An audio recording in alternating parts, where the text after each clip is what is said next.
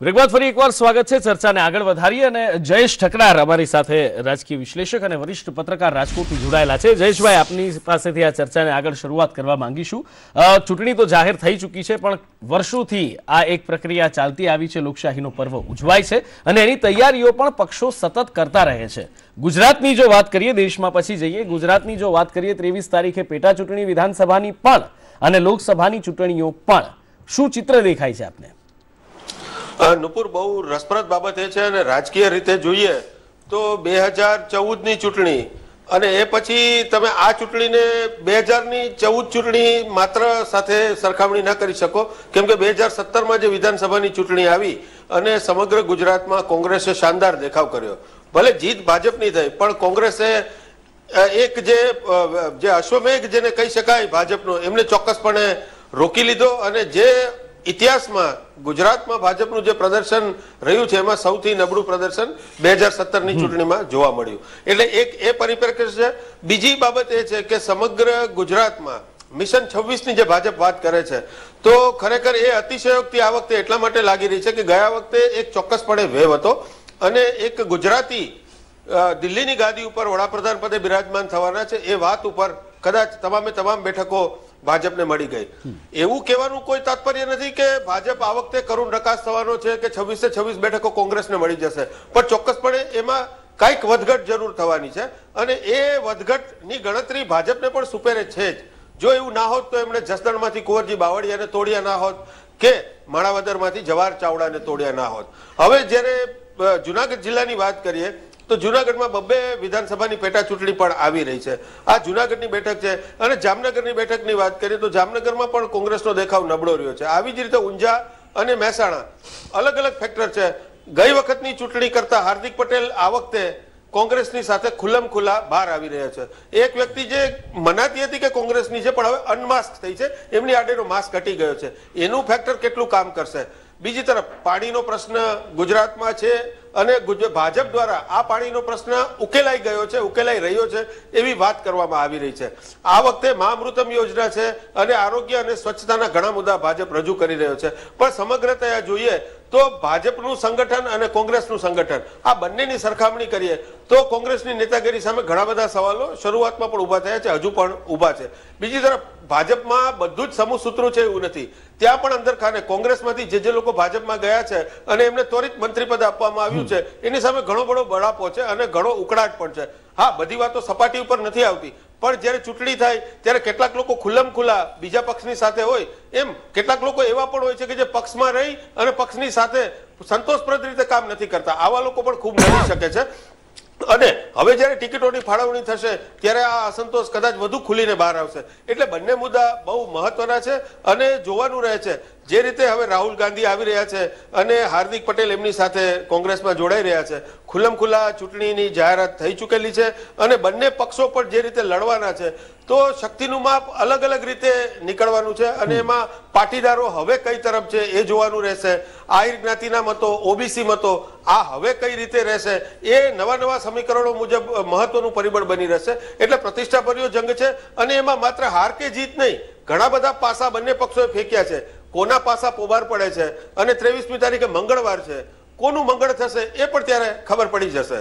બિલકુલ, કોનું મંગળ થાય છે એ સ્વાભાવિક રીતે ખબર પડશે. પણ વિશ્વનાથસિંહજી, જો વાત કરીએ તો હમણાં જ બ્રેક પહેલા આપણે જે વાત કરી હતી કે એક વિશ્વાસ વ્યક્ત કર્યો 26 બેઠકો આ વખતે કોંગ્રેસ જીતે છે. કદાચ જયેશભાઈએ કહ્યું ને કે 2017ની ચૂંટણીમાં જે પ્રદર્શન થયું વિધાનસભામાં એના આધારે કદાચ આપ કહેતા હો, પણ એ પછી પરિસ્થિતિઓ બદલાઈ છે. કોની અંદર હજી તો પહેલી જ ઉમેદવારોની યાદી બહાર પડી અને કકળાટ શરૂ થઈ ગયો હતો અને ધારાસભ્યો જે છે એ તૂટવાની શરૂઆત થઈ ચૂકી હતી. ચિત્ર બદલાયું છે. કોંગ્રેસ સંગઠિત થતી હતી, દેખાતી હતી 2017માં, હવે નથી દેખાતી. કયા આધાર પર 26 બેઠકોનો દાવો કરો છો?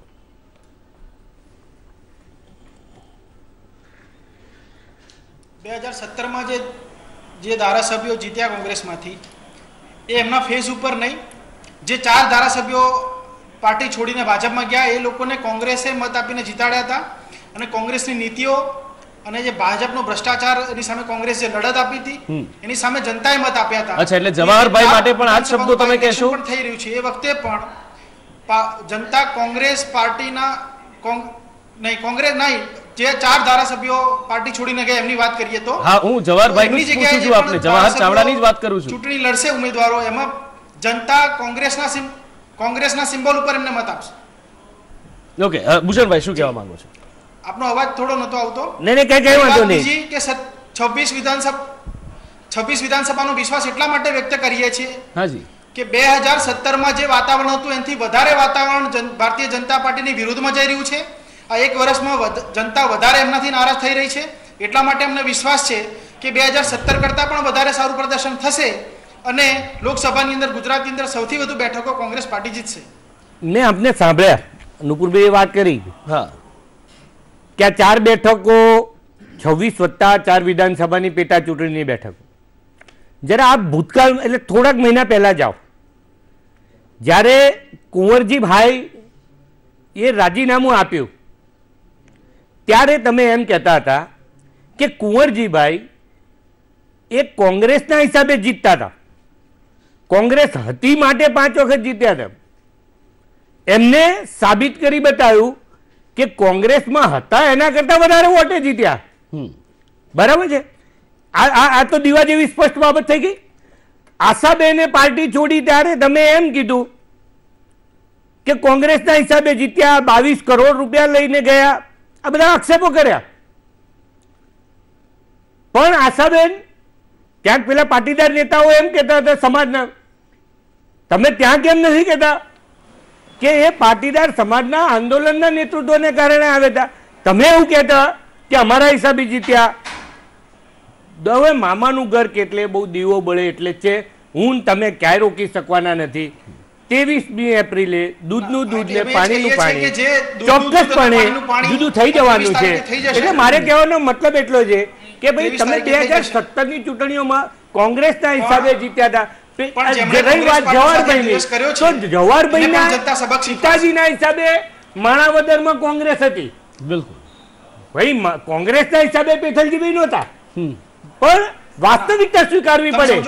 આજે ઓન સ્ક્રીન ઉપર દેશની રાજ્યની જનતા આપણને જ્યારે આપણું મૂલ્યાંકન કરતી હોય ત્યારે આપણે વાસ્તવિકતા સ્વીકારવી પડે કે પેથલજીભાઈના હિસાબે માણાવદર કે જુનાગઢ જિલ્લાની અંદર કે પોરબંદરની અંદર એ કોંગ્રેસ હતી, પોરબંદરની અંદર વિઠ્ઠલભાઈ હતા.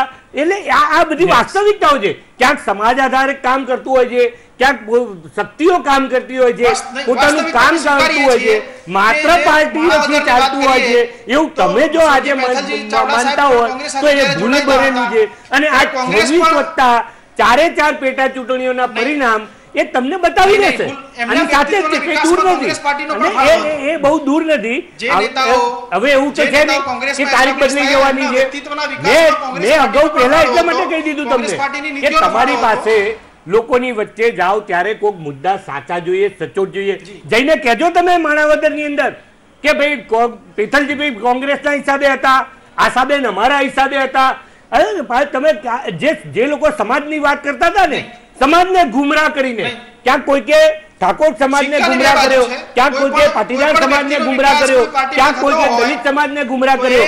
મારે ચૂંટણી લડવાની નથી, હું ચૂંટણી લડવાનો નથી, હું સમાજના માટે કામ કરું છું. આ 130 વર્ષ જૂની કોંગ્રેસ પાર્ટીએ આ 3 લોકોને ત્યાં ગીરવે મુકાવવું પડ્યું છે. એ તો તમે સ્વીકારો છો ને કે 130 વર્ષ જૂની કોંગ્રેસ પાર્ટીએ આ 3 લોકોને ત્યાં ગીરવે મુકાવવું પડ્યું છે. અને હવે સમાજની સમજ કરી ગયો છે કે જે લોકો એમ કહેતા હતા કે અમે પાટીદાર આંદોલનના નામે નથી લડતા, અમે સમાજ માટે લડીએ છીએ, હવે લોકોને ખબર પડી છે અને લોકો હવે સમાજ નક્કી કરી દે છે. સમાજ ચોક્કસપણે સમાજ કોઈ પાર્ટી જોડે નથી હોતો. સમાજે મન બનાવેલું હોય છે. સમાજ આજે હું અહીંયા બેઠા બેઠા વાત કરતો હોઉં ને, કોઈ સમાજ માટે બોલતો હોઉં ને, તો સમાજ જોતો હોય છે, એનું મૂલ્યાંકન કરતા હોય છે. અને સમાજ એ બી જોતો હોય છે કે આ જ નેતાઓ એવું કહેતા હતા કે ભાઈ હું ચૂંટણી લડવાનો નથી, હું સમાજ માટે કામ કરું છું, અને ફરી મારું ફેરવી અને ફરી પાછું લોકો માટે મત માંગવા જાઉં ત્યારે મારું મૂલ્યાંકન લોકો ચોક્કસપણે કરતા હોય છે. એટલે લોકો ઓળખી ગયા છે કે કઈ પાર્ટી, કયો સમાજ, કેવા લોકો કઈ વાતો કરીને ગયા છે. દૂધનું દૂધ ને પાણીનું પાણી 23મી તારીખે થઈ જવાનું છે. 23મી એપ્રિલે ફરી થઈ જશે. મારે આપણી વાત કેવી અમે તૈયાર જ છીએ. હવે તો તમે ના પાડો તોય લોકો તૈયાર જ છે ને ભાઈ. તમે કે હું ના પાડી શકવાના જ નથી, લોકો તૈયાર છે, રાહ જોઈને બેઠા છે કે તમે 55 મહિનામાં જેટલી ગાળો દેવાતી, જેટલા આક્ષેપ કરવા હતા, જેટલી ચારિત્ર્ય ખંડનની વાત કરવી હતી, જેટલા ભ્રષ્ટાચારના આક્ષેપ કરવા હતા, જેટલા કૌભાંડના આક્ષેપ કરવા હતા, આ બધાનો જવાબ 23મી એપ્રિલે ગુજરાતની અંદર અને 23મી મે દેશના પરિણામોની મતપેટીઓથી મળી જવાનો. બિલકુલ બિલકુલ બિલકુલ. અમે એ જ કહીએ છીએ કે જનતા હિસાબ કરશે. બિલકુલ, જનતા તો હિસાબ સ્વાભાવિક રીતે કરશે. બિલકુલ, જનતા વીણીને હિસાબ લેતી જ હોય છે દર વખતે જ્યારે ચૂંટણી આવે ત્યારે જનતાના જે પણ પ્રશ્નો હોય એ જનતા બેલેટથી એનો જવાબ ચોક્કસપણે આપતી હોય છે. વાસુદેવભાઈ, ખાસ અહીંયા આગળ જે એક આ બંને નેતાઓ વચ્ચે જે થોડી ચકમક જરી, જે બંને પણ કન્વર્સેશન થયું, એક બહુ રસપ્રદ વાત ઉડીને સામે અહીંયા એ આવી છે. આપણે ભલે વાત કરતા હોઈએ કે વિકાસ ઉપર દેશ આગળ વધે છે, ભલે વિપક્ષ એમ કહેતો હોય કે અહીંયા આગળ અમે લોકોના પ્રશ્નો સાથે આગળ વધીએ છીએ, શાસક પક્ષ વિકાસની વાત કરે, પણ આજની તારીખમાં પણ આપણા દેશમાંથી, આપણા રાજકારણમાંથી હજી પણ જ્ઞાતિવાદનું ઝેર નીકળ્યું નથી. એની સાબિતી આ કન્વર્સેશન આપે છે. કારણ કે ભૂષણભાઈએ જ કહ્યું ને કે આશાબેન જે છે, આશાબેન એક આંદોલનમાંથી બહાર આવ્યા અને એ જ આશાબેનને ક્યાંક ફાયદો જોઈ અને તેઓ એમની સાથે લઈ ગયા. એક વ્યક્તિ જે આંદોલનનો ચહેરો બનીને બહાર આવ્યો, એ વ્યક્તિ આજે એક પાર્ટી સાથે જોડાઈ રહ્યો છે. એટલે ક્યાંક ને ક્યાંક બંને પક્ષો જે છે એ સમાજ કે રાજકારણનું ધ્રુવીકરણ કરી અને જ્ઞાતિઓનું ધ્રુવીકરણ કરીને મત મેળવવામાં આજે પણ એટલા જ માહિર છે અને આજે પણ એટલા જ કાર્યરત છે. આ વાત તો સાચી. એમાં એવું છે કે રાજકીય નેતાઓ મતોનું ધ્રુવીકરણ કરવા માટે થઈને એ પ્રમાણે શાસન વ્યવસ્થાઓ ચલાવે છે, ગોઠવે છે. એટલે એમને જ્ઞાતિઓના આધારે, જાતિઓના આધારે ધ્રુવીકરણ થાય એવું બનાવવા માટે જ એ તૈયારીઓ કરતા હોય છે ને એ પ્રમાણે ચાલતા હોય છે. મારું મત પહેલેથી એવું છે કે કોઈ પણ માણસ છે એ જે મત આપે છે ને એ પોતાનો સ્વાર્થ જોઈને આપે છે. મારો સ્વાર્થ ક્યાં સદાય છે? તો સાધારણ રીતે પોતાની જાતિનો હોય, જ્ઞાતિનો હોય, તો એ માણસ એને કોઈ ઓળખતું હોય, એની પાસે જઈ શકે, કામ કરાવી શકે, એવી અપેક્ષાઓ હોય છે. એટલે માણસ સાધારણ રીતે એની સાથે જોડાયેલો હોય છે. પણ જાતિ આધારે જ બધું થાય છે એવું જે પ્રેઝન્ટ કરવામાં આવે છે તદ્દન વાહિયાત વાત છે. મારો કે ગુજરાતની સ્થિતિ છે તો ગુજરાતમાં કોંગ્રેસના 30% મત છે તો ભાજપના 32%, 33% છે. એનો બેઝ હોય કેટલો? 25 નો હોય. બંનેનો 25-25 નો બેઝ છે. એની ઉપર સ્વિંગ વોટ હોય છે. એ સ્વિંગ વોટ છે જે આગા પાછા થાય છે એની ગણતરીમાં બધા જાતિ જ્ઞાતિ ગણ્યા કરે છે. આ હમણાં જસદણની વાત તમને કરું તો જસદણમાં 70,000 મત છે અને કઈ 20,000 નો કઈ તફાવત છે. તો જેને મત મળ્યા છે એને 70,000 તો મળ્યા જ છે. પેલા ભલે હારી 20,000 થી હારે આમ તો જે સ્વિંગ થાય છે એટલે આજે શું કરવા આ બધું થાય છે કે બે પ્રકારે મત હોય છે. એક મત પાર્ટી સાથે જોડાયેલો હોય છે, એની પર્સન્ટેજ ઊંચી હોય છે. એટલે બીજો ઉમેદવાર સાથે એનું પોતાનું પોટલું હોય છે, 5,000 નું, 10,000 નું, 25,000 નું. એ જે પોટલા વાળો જે ઉમેદવાર છે એ સ્વિંગ વખતે એને એ પોટલું કામમાં આવે છે. એટલે એવો ઉમેદવાર જીતી જાય છે. એટલે એ કોંગ્રેસની વાત કરે છે ને એ 100% સાચી નથી. એમ ઉમેદવારની વાત થાય એ પણ 100% સાચી નથી. બંનેના રેશિયો ગણવામાં જે માણસ માહિર છે, સાબિત થાય છે, એ ચૂંટણી જીતી જાય છે. એનું પાર્ટી છે એ ઉમેદવાર બનાવે છે. આજે જે બે ઉમેદવારોને લઈ આવ્યા છે, એક આવે છે કોળી સમાજમાંથી ને એક આહિર સમાજમાંથી. સૌરાષ્ટ્રમાં જીતવું હોય તો જો આ છેલ્લે 2007 થી હું કહેતો આવ્યો છું કે પાટીદાર કોઈ પણ જગ્યાએ લડવા જાય તો એની આ ગુજરાતની તાસીર છે કે પટેલો ભેગા થાય ને તો બાકીની કોમ્યુનિટી એની સામે થઈ જાય છે. 2017માં આ પ્રોજેક્ટ છે બહુ ઢીલો પડી ગયો. પાટીદારો થયા 2007માં ગોરધનભાઈના લીધે ને 2012માં કેશુબાપાના કારણે પાટીદારોની સામે બધી કોમ્યુનિટી થઈ અને સૌરાષ્ટ્રના આધારે સરકાર બને છે બીજેપીની. એટલે બીજેપી આ અત્યારે જે કર્યું છે એ ફરીને પાટીદારો વર્સિસ બધી કોમ્યુનિટી થાય તો એમને ધાર્યા પરિણામો મળે, નહીતર ન મળવાની પૂરેપૂરી સંભાવના હતી. એટલે એના એક લેસન તરીકે આ બંને ઉમેદવાર એમને પસંદ કર્યા છે કે પોતાની બંને દમદાર માણસો છે, પોતાની જ્ઞાતિમાં સ્વીકાર્ય લોકો છે, પોટલા પણ છે બંનેની પાસે. એટલે ફરીને એ માહોલ ઊભું થાય કે પાટીદાર ગયા કોંગ્રેસ સાથે એવું માહોલ ઊભું થઈ રહ્યું છે. હાર્દિક જોડાયો. આ ફરી પાટીદારોની એક પેલી થઈ રહી છે જેમ ગોરધનભાઈ 2007માં, 12માં કેશુબામાં. આ કદાચ હાર્દિક બુમરેંગ પણ થઈ શકે. એ કરવા માટે થઈને આ તો ચૂંટણીઓ છે ને, આ દેશમાં ચૂંટણીઓ સીધી સાધી નથી લડાતી. ચૂંટણીઓ 5 વર્ષની તારી. હમણાં ભારતીય જનતા પાર્ટીનો કાર્યકર્તા બોલ્યા, કોંગ્રેસ વાળા બોલ્યા કે અમારે તો એક ચૂંટણી પતે એટલે બીજી ચૂંટણીનું કામ ચાલુ થઈ જાય છે. એમની ચૂંટણી જીતીને સત્તા બનાવવામાં જ રસ છે. લોકોના કામમાં કોઈને રસ નથી અને એમાં પૈસા બનાવે છે ને પછી ખર્ચે છે ચૂંટણીઓ વખતે. આ કુલ મળીને આ સ્થિતિ ગુજરાતની ફરી, હું તો ઈચ્છું છું, હું પાટીદાર છું બરાબર, હું ઈચ્છું છું કે ફરીથી આ પાટીદારને આહિરને કોળીને એવું ન થાય. પ્રજા માંડ ભેગી થઈ હતી 17માં, ફરી આ જો કારસો રચાશે ને આવી રીતે ચાલશે તો પ્રજાએ ફરી ભોગવવું પડશે. ન ખેડૂતોને પાણી મળે છે, બધા લોકો પરેશાન છે. હમણાં આપે પણ કહ્યું કે રોજગારના 2 છેડા ભેગા, એટલે લોકોને પેટ ભરવા માટે પણ 2 છેડા ભેગા કરવાની સ્થિતિમાં નથી રહ્યા, વધુ ફસતા છે. એટલે આમાંથી નીકળી જાઓ તમે, તમને ઠીક લાગે કરો, પણ તમે આ જે વિભાજનો છે એમાંથી નીકળી જાઓ. જી ભૂષણભાઈ કઈ કહેવા માંગે છે? જી વિષ્ણુભાઈ બહુ સાચી વાત કરી કે સમાજ આધારિત રાજનીતિ 2014 થી ગુજરાતમાં જ્યારે નરેન્દ્રભાઈ હતા ને મુખ્યમંત્રી સાહેબ, ત્યારથી આજ દિન સુધી એમને એક મંત્ર સહિત કામ કર્યું. મત આધારિત રાજનીતિ નથી કરી, વોટની રાજનીતિ નથી કરી. ભૂતકાળમાં શું થતું હતું, જે વિસ્તારમાં જીતાય, જે વિસ્તારમાં જે સમાજમાં જીતાય એ વિસ્તારમાં કામ થતા હતા. પણ 2002 થી ગુજરાત, 2000 થી ગુજરાત અને 2014 થી 2019 સમાજના સૌ વર્ગને અને યોજનાઓ, જો કોઈ એક વ્યક્તિ માટે નથી યોજના આવી. માની લો કે ગુજરાતમાં મુખ્યમંત્રી મહાઅમૃતમ યોજના હોય, ખેડૂતો માટેની યોજના હોય, PM SY યોજના હોય, આ શ્રમિક યોજના હોય, 42 કરોડ લોકો માટે, કોઈ એક સમાજ માટે નહીં, સૌ સમાજને લઈને, સાથે લઈને, સૌ સમાજના ઉત્થાન માટે, સૌ સમાજના વિકાસ માટે કામ કર્યું છે. અને એનું પરિણામ એ ચોક્કસપણે મતમાં પરિવર્તિત થવાનું છે. માટે હું વારંવાર કહું છું કે ગુજરાતમાં 26 જનતાના હાથમાં છે, લોકશાહી છે. આખરે એક મોકો તો જનતાને મળે છે લોકશાહીનું પર્વ ઉજવવાનો, લોકશાહી છે સાબિત કરવાનો મત આપીને. ખેર ઘણી બધી પોલિટિકલ ચર્ચાઓ થઈ. આગળ વાત કરવી છે કે અત્યાર સુધીની ચૂંટણીના ઇતિહાસ, આચારસંહિતા ભંગ વગેરે વગેરે વગેરે જે મુદ્દાઓ છે, આવી કંઈક ચર્ચા કરવી છે. રાજકીય વિશ્લેષક આપણી સાથે છે, એમની સાથે ચર્ચા કરીશું. એક બ્રેક બાદ જલ્દી પાછા ફરીશું.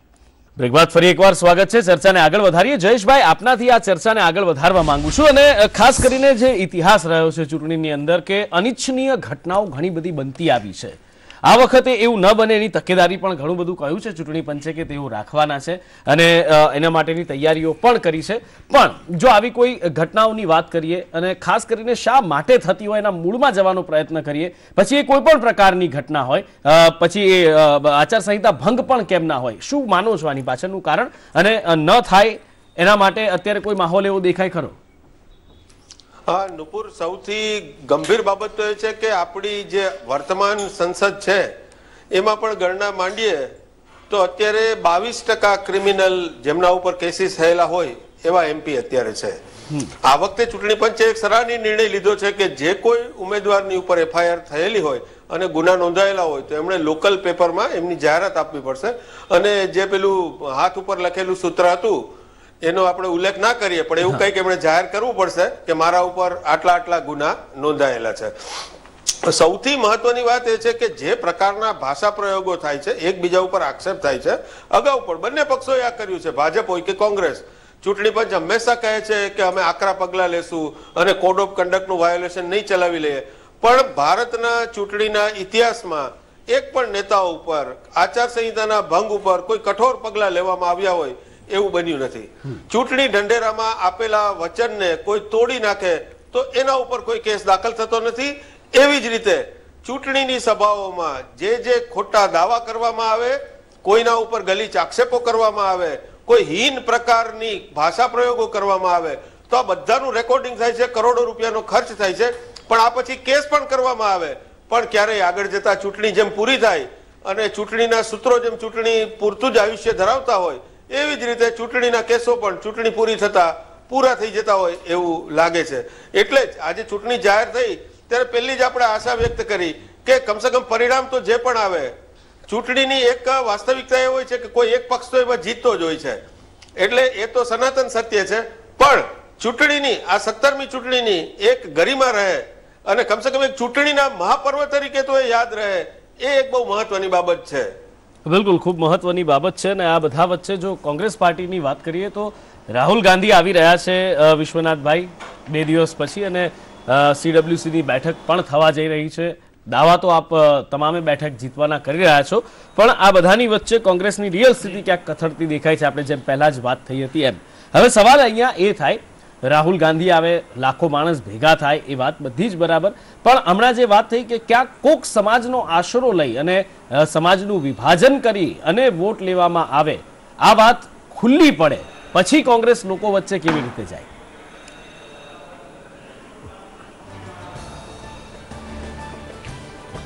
કોંગ્રેસે ક્યારે સમાજનું વિભાજન કર્યું મને જરા કહેશો?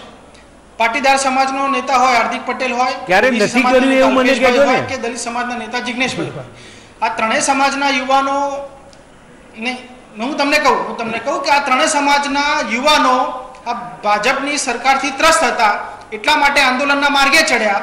કોંગ્રેસનો પણ હેતુ એ હતો કે આ જનતાને ન્યાય મળે, યુવાનોને ન્યાય મળે, સમાજના લોકોને ન્યાય મળે, એના માટે કોંગ્રેસની વિચારધારા અને એ ત્રણ યુવાનોની વિચારધારા એક થઈ એટલે અમે સાથે આવ્યા અને 2017માં અમે સાથે ચૂંટણી લડ્યા. આમાં કોંગ્રેસે ક્યાંય આયોજન કરીને સમાજનું વિભાજન કર્યું એવું માનતો નથી અને એવી કોઈ વાત પણ નથી, માટે એવો આક્ષેપ ન કરો તો સારું. બીજી વાત, જ્યારે સમાજ તૂટવાની અણ પર હોય ત્યારે કોંગ્રેસે મધ્યસ્થી કરી અને સમાજ વચ્ચે સુમેળ સ્થાપવાનો પ્રયત્ન કર્યો છે, એવા ઘણા દાખલા છે. માટે હંમેશા કોંગ્રેસ એવું ઈચ્છે છે કે ભારતના ભાગલા ન થાય, ભારત અખંડ રહે અને સામાજિક સદભાવ બન્યો રહે, એ જ હંમેશા કોંગ્રેસની અમારી વિચારધારા અને માનસિકતા રહી છે. ઓકે ભૂષણભાઈ, મારી વાતને ક્યાંક આક્ષેપ ગણાવી રહ્યા છે વિશ્વનાથસિંહજી, આપની શું પ્રતિક્રિયા આ બાબતે? એમને કીધું કે કોંગ્રેસે ક્યારે સમાજના ભાગલા નથી કર્યા. આજની વાત નથી કરતો, કોંગ્રેસે સમાજના ભાગલા ક્યારે નથી કર્યા એ મને કે. ખામ થિયરીની શરૂઆત આ દેશમાં કયા રાજ્યમાં કોને કરાવડાય? ક્યાંક ક્ષત્રિય વોટ આપ બોલ્યા વિશ્વનાથભાઈ, આપ બોલ્યા ત્યારે મેં બરાબર સાંભળ્યું અને હવે તમારે સાંભળવું પડે, એટલા માટે સાંભળવું પડે કે આ દેશની અંદર સમાજના ટુકડા કરવાનું કામ જો કોઈએ કર્યું હોય અને સૌથી મુખ્ય જવાબદાર હોય તો આ દેશની ચૂંટણી બધે બાજુએ જાય, પણ જો જવાબદાર હોય તો એ કોંગ્રેસ છે. ક્યાંક ક્ષત્રિયોને લડાયા, ક્યાંક ગુર્જરોને લડાયા, ક્યાંક દેશની એટલે મહારાષ્ટ્રમાં મરાઠી લડે, આ બધા આ બધી પરિસ્થિતિ દેશની અને રાજ્યની જનતાએ જોયેલી છે, એની અંદરથી પસાર થયેલી છે. ક્યાંક મુસ્લિમ લડે, ક્યાંક દલિત લડે, સમાજના ટુકડા કરવાનું કામ 1950 પછી જે કોંગ્રેસે 55 વર્ષમાં કર્યું હોય તો એ કોંગ્રેસ પાર્ટીએ કર્યું છે. અને પહેલી વખત દેશની અંદર સૌ સાથે મળીને, સૌનો સાથ, સૌનો વોટ આપે તો સલામ, વોટ ના આપે તો સલામ, વોટની રાજનીતિ નહીં. આ દેશની અંદર પહેલી વખત જો કોઈએ શરૂઆત કરાવી હોય વિકાસની રાજનીતિની, મત માંગવાની શરૂઆત કરાવી હોય તો એ આદરણીય આ દેશના પ્રધાનમંત્રી શ્રી નરેન્દ્રભાઈ મોદીએ કરાવી છે. કહી નહીં શકતી, તમે કહેતા જ નહીં. ભૂષણભાઈ, ઘણી બધી ચર્ચા થઈ શકે છે. સમયના બંધનમાં બંધાયેલા છીએ. વિશ્વનાથજી, આપની પણ પ્રતિક્રિયા લેવાની ચોક્કસ ઈચ્છા હતી, પણ સમયનો અભાવ છે. અહીંયા આગળ આ ચર્ચાને આપણે પૂર્ણ વિરામ મૂકીશું. ઘણા બધા હવે તો મોકા મળશે. ચૂંટણી જાહેર થઈ ચૂકી છે, લગભગ સવા મહિના જેવો સમય છે અને માહોલ હજી પણ જામતો જશે એ વાત નક્કી છે. નમસ્કાર.